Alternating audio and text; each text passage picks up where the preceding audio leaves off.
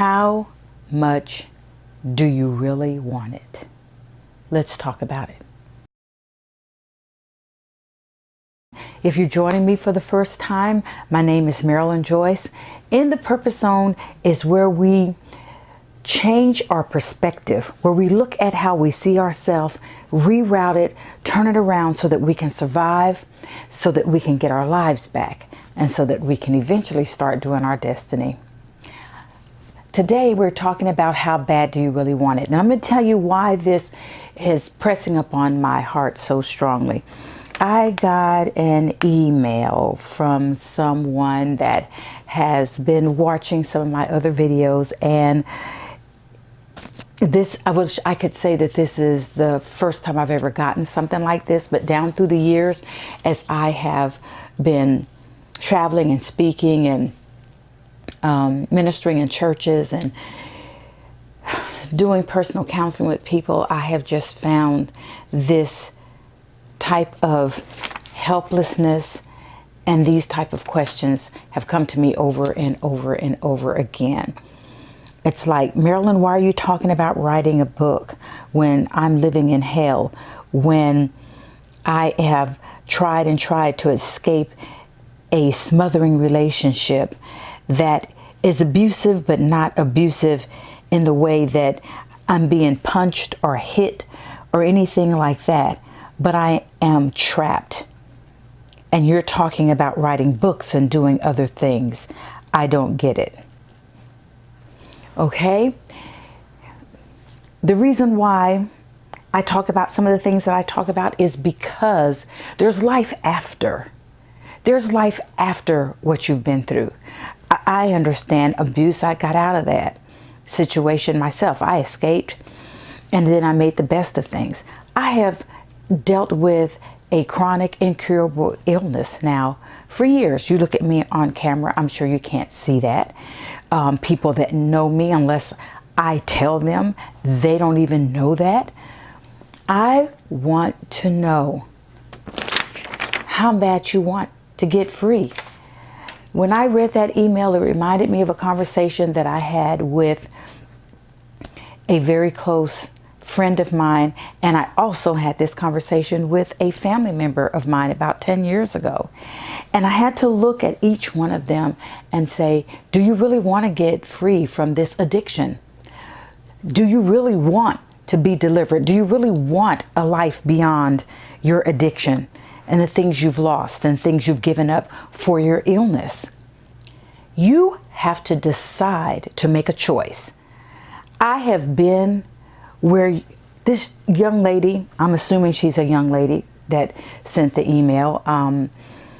It was actually sent to me by a friend of a friend. So I know how old my friend is. I'm not sure how old this person is that she forwarded the email to me for, but on her behalf. But you know, I hear so many people talk about that. You know, they talk about where they are, but they don't talk about solutions. And one of the very first solutions that is yours, that is free, that you can make and get for yourself, is you have to decide to choose. You've got to make a choice. Am I going to stay here in this situation for the rest of my life? Am I going to feel stuck here for the rest of my life? Or am I going to start making some moves so that I can get to the next level? How long do you want to stay in that place? Because until you decide that enough is enough, until you make a decision and make a choice that you want to get beyond that place, nothing is going to change in your life. Nothing new is going to happen. Get rid of the victim mentality and stop saying, I can't. Stop saying what you're talking about is impossible. I spend a great deal of my time talking to people who have come out of tragic situations, who are dealing with chronic illnesses, invisible illnesses, as some of us have. If you were looking at us, you wouldn't even know that there were things that we were dealing with. But most of the audiences that I talk to are people who have overcome very big hurdles in their life, and they feel like just getting out of that situation is enough. And then I come in and talk about the possibilities, talk about the more that you can have and that you can do and that you can be, the things within you that you need to resurrect, that you let die because of whatever conflict you were going through or whatever illness you were dealing with at the time, the things that you stopped dreaming about. You can resurrect those things and you can rebuild your life in spite of what you've been through, in spite of what has happened to you. But if you have that mentality, that helpless mentality, that you can't get beyond where you are, nothing is going to change. Nothing's going to change until you make a choice that you've had enough and that you want to go forward to that next level. Now, let me tell you how you do that. You start with the self-talk. You start by getting up, and no matter how bad things look, and no matter what horrible things are happening around you right now, you start saying within yourself, I can do more, I can be more. And then, you know, for me, everything came from my confessions of faith. I stood on the word and I kept speaking the favor of God over my own self. I kept thanking the Lord in advance for those things that hadn't happened yet, but that I was anticipating happening. So I would get up in the morning and within myself, if all the chaos was going on around me, if everything around me looked and felt horrible, within my brain, I was still saying to myself, God, I thank you for your favor, for your grace, that I'm your favorite, that you're bringing me out of this situation, that I have the things that you say I can have. I can do the things that you say I can do. And I would put specifics. I remember when I wanted to just get to a place where I could financially afford to go to lunch, to take myself out to a restaurant and not worry about if I had enough to pay the bills. And I just started thanking the Lord for the income. I just thank you that you've blessed me, that you've put the money in my hands, that you've given me resources, that I'm able to go to lunch, that I'm able to go to lunch with friends who can afford to also pay for their own lunch. I mean, that may sound like something ridiculous to you, but I remember the day I was sitting at a restaurant with a group of friends, and we had all overcome some horrible things. We were now working in our very first couple of days of professional jobs and decided to go out to lunch together. And I was like, oh, this is the confessions of faith. This is what I have been praying for and waiting for and speaking into my life, that this was going to happen, that this is what I was faithful and grateful for, that this day was coming. And I looked around that table and I was just so happy. No one else there knew what I was excited about and what was going on inside of me. But I knew that I had walked out what I had been self-talking in my spirit and that I'd been thanking the Lord for on a daily basis. But I knew I had to make a choice, that I was no longer going to be here. I was going to get to there. And once you start making those type of choices, it changes your perspective. You get a little shift in your focus where you start seeing things differently, where you start seeing, if I hadn't come through this, I would not be able to know how to do this particular thing. If it wasn't for that, I wouldn't have this today. You start seeing your inner strength. You start looking at the positive things in your life and stop wallowing in where you are, where you've been, what you've been through. Stop wallowing in that. You have got to raise your level of thinking. If you're not willing to do it, I can't do it for you. All I can do is help you pull the covers back and get a glimpse into what the possibilities are, where you can be, what you can have, what you can do, and how you can start to change things around.